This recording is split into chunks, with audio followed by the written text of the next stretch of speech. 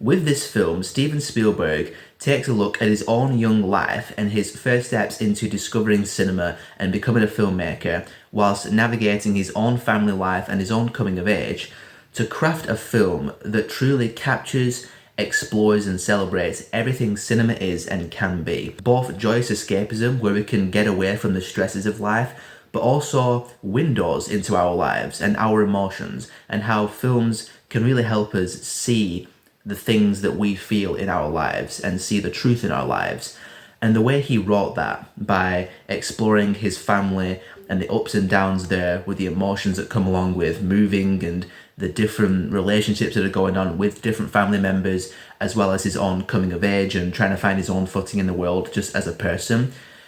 Yeah, that's why it's the greatest of all time. Throughout this entire film, I just kept thinking to that quote from Spielberg, which I'm going to paraphrase, which is, I don't go to therapy, movies are my therapy. And you see that through Sammy Fabelman in this film, where he's trying to deal with the stresses and the emotions of the ups and downs of his family life, but he's doing that through films. Films are his coping mechanism. And in a way, this film kind of feels like Steven Spielberg's own therapy, trying to think back to his mum and his dad and all the drama that came along with that. And it's a very empathetic look at his family, because there are some things that happen which I'm not going to spoil in case you still haven't seen the film. And it's almost Steven Spielberg saying, I understand, I get it.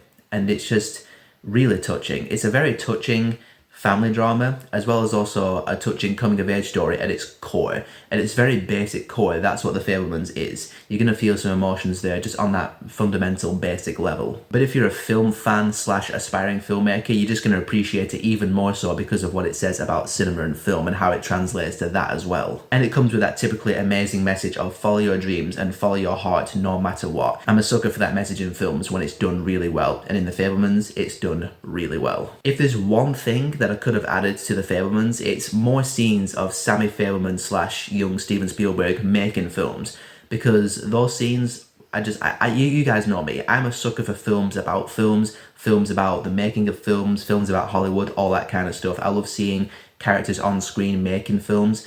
So when you have young Steven Spielberg, Sammy Fabelman with the camera filming these war films, I just adored those scenes, and the creativity and the passion on display from Sammy just made me want to go out, get a camera and make my own films myself. There were some things in the third act, story-wise, that felt like they were deviating a little bit, but I was thinking about the overall picture and it being a coming-of-age story, as well as Steven Spielberg's own kind of therapy, and talking about how him in the film, Sammy, watching films and seeing how it translates to life, it made sense more. So with that in mind, I'm thinking of giving the film a second watch in the cinema, just so I could have a more pure whole viewing of it.